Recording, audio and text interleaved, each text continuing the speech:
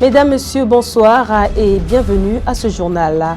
Au sommaire, à Pointe-Noire, le quartier Vungu souffre d'une pénurie récurrente d'eau en raison du manque d'installations hydriques dans certains secteurs. En Afrique du Sud, de ressortissants ghanéens ont soumis une requête devant la Cour pénale internationale pour l'ouverture d'une enquête concernant les violences infligées aux étrangers. Mesdames, Messieurs, c'était là les titres de ce journal.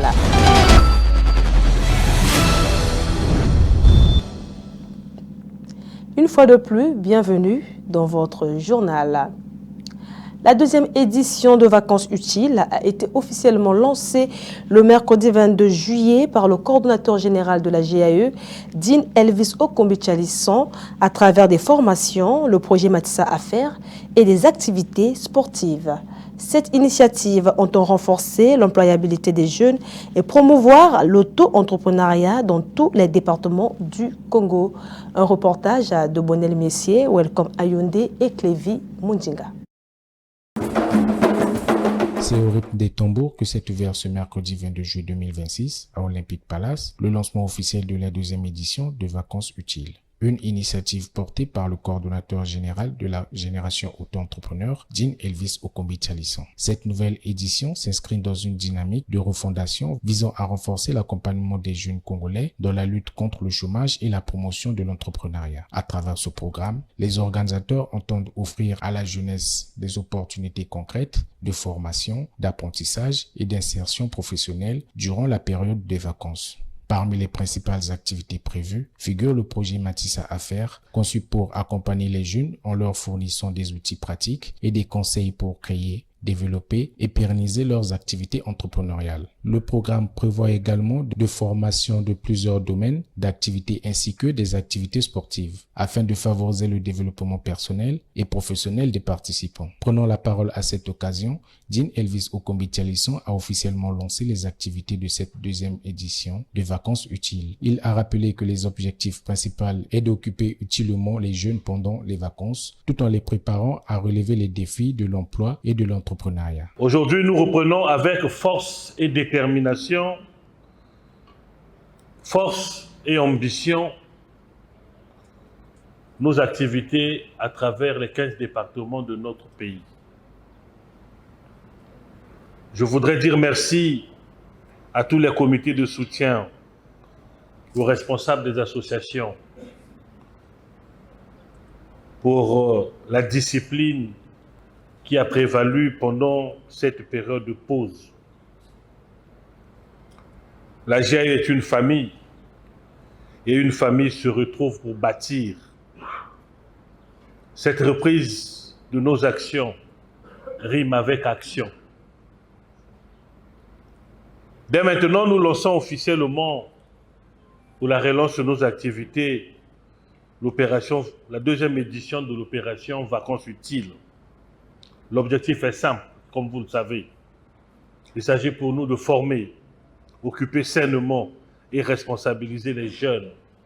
Mais surtout, il s'agit pour nous de reprendre avec notre accompagnement du Matissa Affaires avec Lubokoya Patriarche pour continuer à accompagner les jeunes de notre pays. Le message aujourd'hui à l'endroit des jeunes de notre pays est de dire, jeunes, cette opportunité est la vôtre. Saisissez-la. À vous, encadreurs. Je voudrais vous appeler à la mobilisation générale pour la réussite de ce chantier. Le coordonnateur général a également prodigué plusieurs conseils à l'endroit des jeunes, les invitant à faire preuve de discipline, de persévérance et d'esprit d'initiative. Il a par ailleurs exhorté les membres de la génération auto-entrepreneur à demeurer engagés et solidaires afin d'assurer la réussite de cette initiative. Comme vous le constatez, mes chers amis, la reprise ne sera pas de tout repos. À la GAE, plus on travaille, plus la GAE grandit. À ceux qui étaient, à ceux qui sont, ou à ceux qui, autour de nous, sont encore sceptiques, aux prophètes qui prédisaient ou qui prédisent encore la fin de la GAE, ou même à ceux qui, parmi nous, qui sont parfois assaillis par le doute logique. Je voudrais simplement leur dire qu'ils ont en face d'eux des hommes et des femmes qui n'ont pas dans leur vocabulaire le verbe abandonner. Aucune difficulté, aucune injustice, aucune humiliation ne sera de nature à nous atteindre. Nous en avions l'expérience et à chaque fois, nous sortons toujours plus forts. Cette activité de cette deuxième édition de Vacances utiles se dérouleront dans plusieurs départements de la République du Congo, avec l'ambition de toucher un large public de jeunes et de contribuer à l'autonomisation. La jeunesse représente la plus grande richesse de la nation. Chaque période de vacances est une occasion précieuse d'apprendre, de développer de nouvelles compétences et de préparer son avenir. À Pointe-Noire, le quartier Vungu souffre d'une pénurie récurrente d'eau en raison du manque d'installations hydriques dans certains secteurs. Pour suivre, les habitants dépendent des forages privés payants, une situation qui soulève des inquiétudes quant à l'hygiène et pèse lourdement sur le budget des ménages. On fait le point avec Rudy Gloire Maswangi et PJ Ngoma.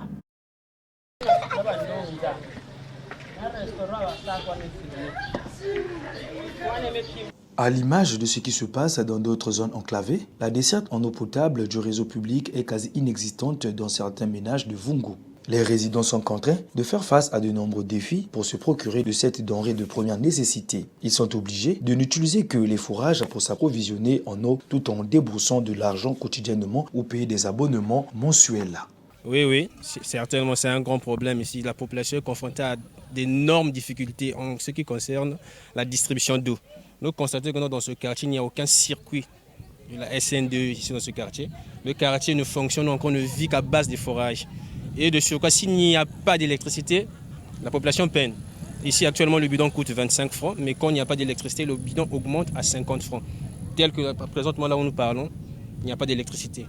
Il y a un forage là à côté qui est déjà fermé parce que le stock est déjà fini. Donc il faut l'électricité pour que la population arrive au moins à avoir de l'eau à un prix un peu acceptable. Mais quand il n'y a pas d'électricité, je réitère sur ça, les gens peinent pour avoir de l'eau. Donc on peut lancer juste un appel vibrant, soit au gouvernement, pour qu'ils viennent au moins installer le système, encore le circuit d'eau pour que ce quartier ait au moins des pompes pour ne pas être accro au forage. L'eau de certains forages, installée d'une manière anarchique ou non contrôlée, présente des risques pour la santé car elle n'est pas toujours filtrée ou bien traitée selon les normes de l'OMS. Nous avons vraiment manquement des pompes ici. Nous, pour survivre, on n'a seulement que des forages qu'on voit par-ci par-là.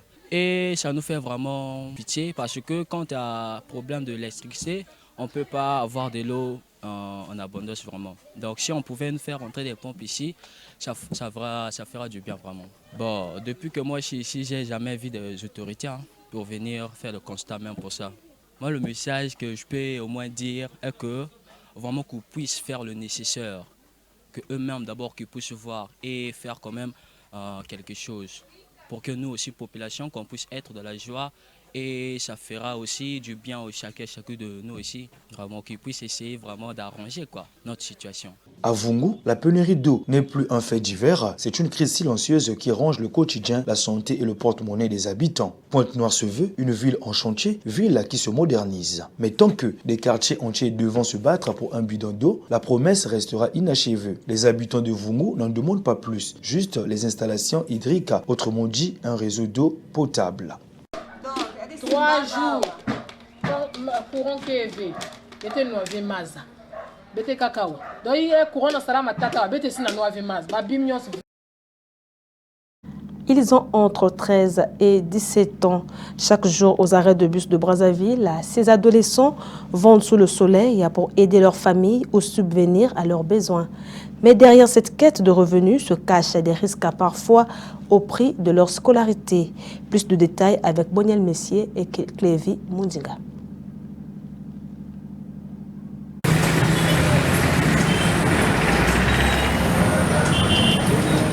Sous un soleil accablant, ils sillonnent les arrêts de bus, portant des bassines, des sachets d'eau ou divers produits à vendre. À Brazzaville, de nombreux enfants et adolescents âgés de 13 à 18 ans passent leur journée au bord des routes pour gagner quelques francs. Si certains profitent des vacances scolaires pour soutenir leur famille, d'autres ont déjà abandonné les bancs de l'école, une situation qui suscite de vives inquiétudes.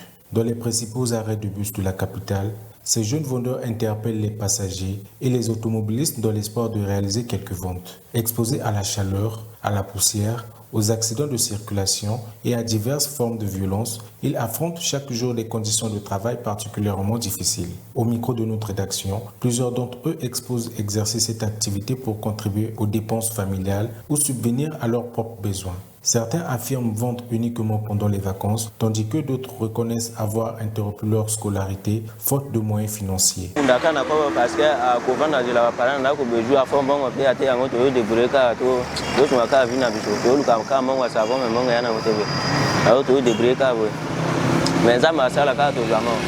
pas avoir d'autre choix face aux difficultés économiques, pour eux, la vente ambulante représente un complément de revenus indispensable.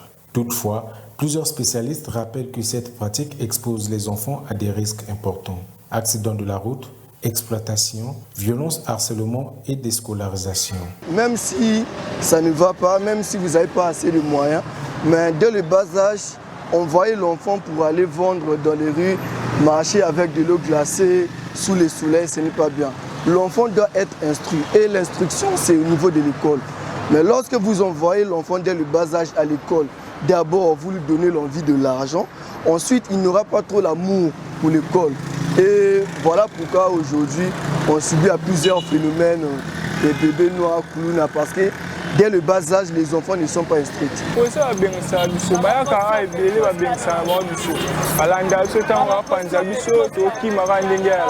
Si aider sa famille est une valeur à encourager, cela ne doit jamais se faire en détriment de la sécurité, de la santé et du droit fondamental de l'enfant à l'éducation. La protection de l'enfance demeure une responsabilité partagée entre les parents, les autorités publiques et l'ensemble de la société.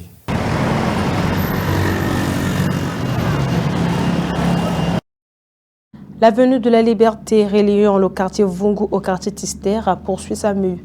Les travaux de construction de cette avenue entrent aujourd'hui dans une phase décisive, avec un impact déjà visible sur la mobilité et le cadre de vie des populations.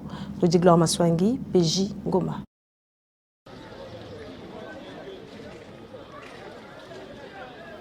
La saison sèche, une période propice pour la réhabilitation des voiries urbaines. Située entre l'arrondissement 3 Tchétché et 4 Luanzili, l'avenue de la Liberté de tronçon Vungu-Tister est en cours de travaux dans le but de décongestionner la circulation routière. Le réseau de drainage et les caniveaux ont été posés afin de lutter contre les inondations récurrentes en saison des pluies. Cette société est à pied d'œuvre puisque les engins sont déjà à l'œuvre et en phase de terrassement, étant donné que le segment rond-point Tister-Vungu s'étend progressivement. Les populations saluent déjà l'avancée du travail, sont impatients de voir la fin des travaux. Oui, la joie est immense, surtout pour la population environnante. Moi également, je suis arrivé ici, si et seulement si cette voie s'achevait. C'est vraiment un exploit pour la zone et pour toute la population pontonégrine. Ce n'est pas seulement une joie pour une partie de la population, mais c'est pour tous les Congolais. Ici, par exemple, nous n'avons pas d'agence de voyage. Pour aller, par exemple, à Pointe, il faut descendre vers Vungu ou monter vers Tister. Mais si cette voie-là est terminée, ça va faciliter et soulager une grande partie de la population. Quand nous avons vu l'arrivée de ceux qui exécutent les travaux, ça nous a fait la joie. Mais le soulagement n'est pas encore total. Pourquoi? Parce que les travaux lambinent. Ceux qui sont dans la responsabilité du financement puissent voir que c'est un facteur de développement. Et c'est un soulagement pour la population. Initialement prévu pour une durée de 14 mois, selon les équipes techniques en charge du chantier, le taux d'exécution global est estimé à 55%, comme nous confirme Abata Palma, surveillante générale du mission de contrôle. Les travaux se passent bien, surtout que nous sommes en saison sèche. C'est une saison qui est très favorable pour nous, pour les travaux. Parce que quand il pleut, ça nous dérange beaucoup dans les terrassements. Donc en ce moment, les travaux avancent bien. Nous sommes non loin du Dalo noyé. Nous sommes presque au raccordement avec la voie qui existe déjà en fait. Parce que ce projet commence depuis le rond-point Tchétché, là où il y a la station, jusqu'au raccordement avec les Chinois, avec la voie que les Chinois sont en train d'exécuter en ce moment. Donc en ce moment, nous sommes déjà presque arrivés sur la partie de la chaussée qui existe déjà. Et concrètement, en ce moment, ce que nous sommes en train de faire, nous sommes sur les terrassements. Donc nous sommes en train de traiter la chaussée en soi. Parce que nous allons venir poser dessus les différentes couches de la chaussée. Mais on ne peut pas poser la chaussée sur un sol qui n'est pas solide, un sol qui ne rentre pas dans les normes. Donc ce que nous sommes en train de faire en ce moment, nous traitons la chaussée, nous enlevons tout ce qu'il y a comme déchets, nous traitons la plateforme pour pouvoir recevoir les différentes couches de la chaussée. Elle rassure la population de livrer cette avenue dans un bref délai. En tout cas, ce que je peux dire à la population, c'est d'être rassurée, d'être en paix. Parce que dans cette zone, le plus dangereux, en fait, c'était les érosions qu'il y avait. C'est parce que vous êtes informés. Il y avait 2 grands ravets sur ce chantier. Et ça, c'était vraiment très dangereux pour la population. Leur maison d'habitation était en danger et tout. Mais maintenant que tout est fermé, vous voyez, comme vous pouvez le constater, ils peuvent être en paix. Nous faisons tout ce qui est à notre pouvoir pour pouvoir livrer le projet en temps et en heure. La réhabilitation de l'avenue de la Liberté Tchister s'inscrit dans la dynamique de la modernisation de Pointe-Noire. Avec plus de la moitié des travaux déjà réalisés, cet axe structurant promet de devenir une vitrine de la ville plus sûre, plus propre et plus fluide.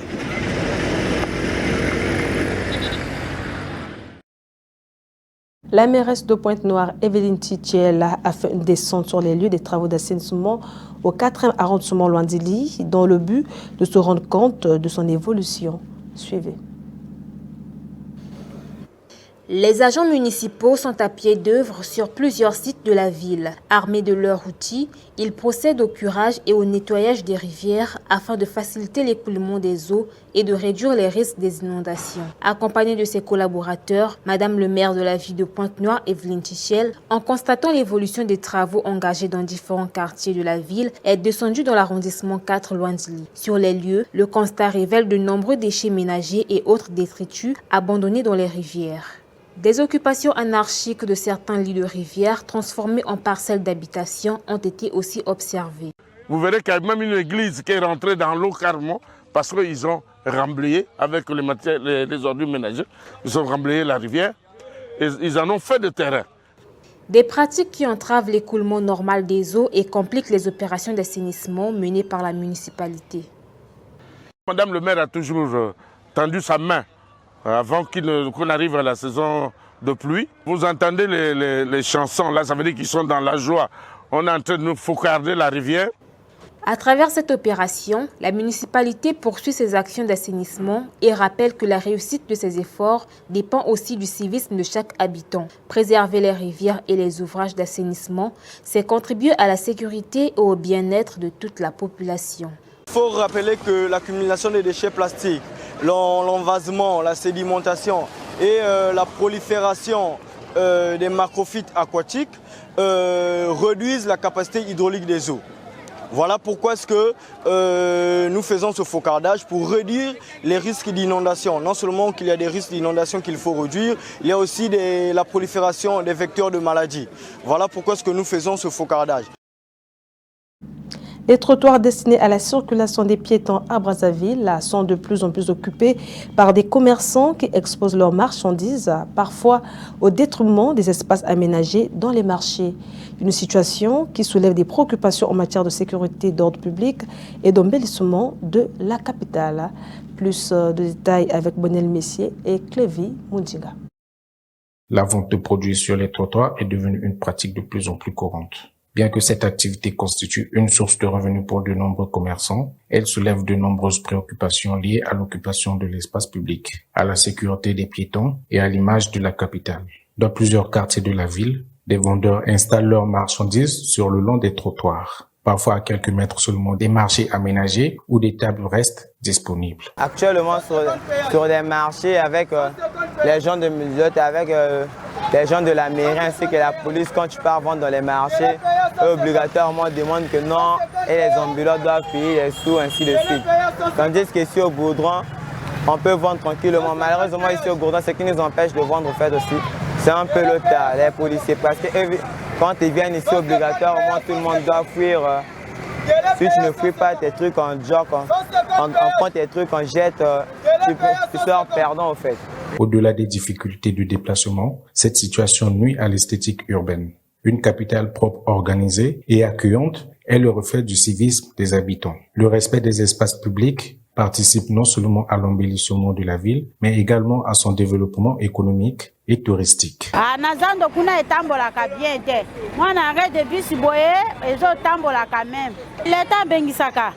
Mais tozo monaka so betoke na ndako moyen ko li ezate koleisa bana moyen eza te kosengana papa mokonzi ya mboka ayoka biso mawa awa eza esika tozwaka mwa mboka koleisa bana apuse biso na dragage te kuna ya baplace eza okipe biso kuna toana esika te batika biso kaka awa tovana kaka mokia. Sont appelés à poursuivre les actions d'information, accompagnement et de contrôle afin de garantir le respect des règles d'occupation du domaine public. Les trottoirs sont destinés aux piétons, tandis que les marchés sont aménagés pour des activités commerciales. En occupant les espaces prévus à cet effet, chaque commerçant contribue à une ville plus propre, plus sûre et plus active. Préserver la beauté de Brazzaville est une responsabilité collective. Ensemble, adoptons des comportements citoyens pour faire de notre capitale un cadre de vie digne et agréable pour nous.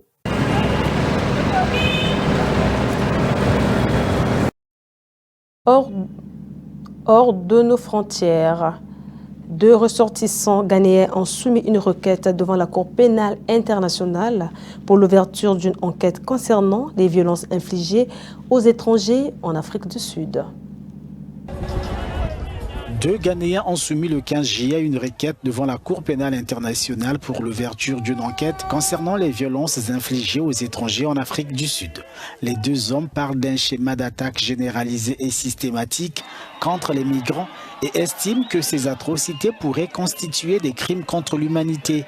Passage à tabac, tueries, pillage de commerce et de logements, des ressortissants étrangers vivent l'enfer en Afrique du Sud, en proie à la violence xénophobe. Face à la donne, nombre d'entre eux ont été contraints de rentrer au bercail, plus de 150 000, selon les données de plusieurs pays, des départs qui créent désormais des pénuries de main-d'œuvre en Afrique du Sud.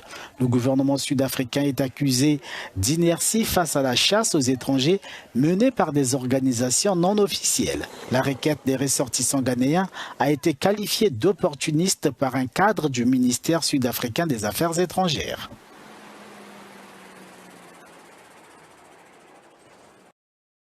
Washington a annoncé un accord de coopération sur le nucléaire civil avec Riyad. Il s'agit d'une nouvelle étape franchie par les États-Unis et l'Arabie saoudite dans leur partenariat stratégique. Suivez. Permettre à l'Arabie saoudite d'enrichir son propre combustible pour ses réacteurs nucléaires, voilà l'essence même de l'accord signé entre Donald Trump et Mohammed Ben Salman. Une façon aussi de renforcer les liens entre ces 2 pays, alors que les tensions liées au conflit en Iran pèsent sur leurs relations. Ce projet fait l'objet de discussions depuis des années.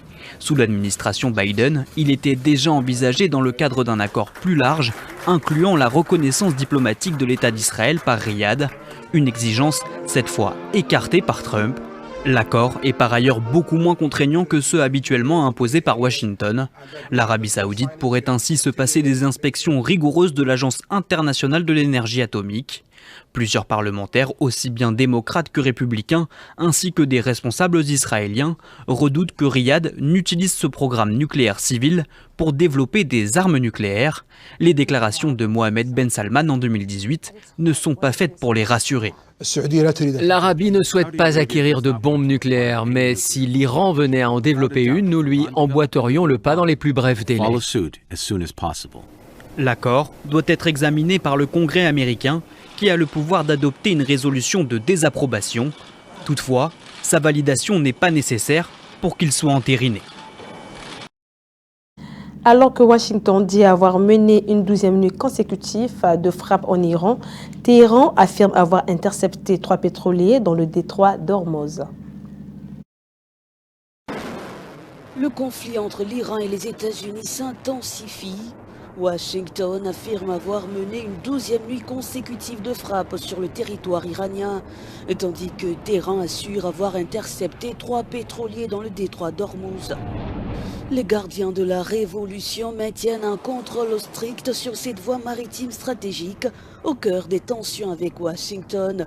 Les hostilités relancées le 7 juillet alimentent les inquiétudes des marchés de l'énergie. Au-delà du verrouillage du détroit d'Ormuz, les risques de perturbation s'étendent également à la péninsule arabique où les ports saoudiens seraient exposés à un possible blocus des rebelles houthis du Yémen. L'excellence morale exige une grandeur d'âme hors du commun. C'est la fin de ce journal télévisé réalisé par NG La Merveille, coordonné par BM. Merci de suivre TPT+, la chaîne du moment. Ensemble, partageons l'information. Mesdames, Messieurs, prenez soin de vous. À demain.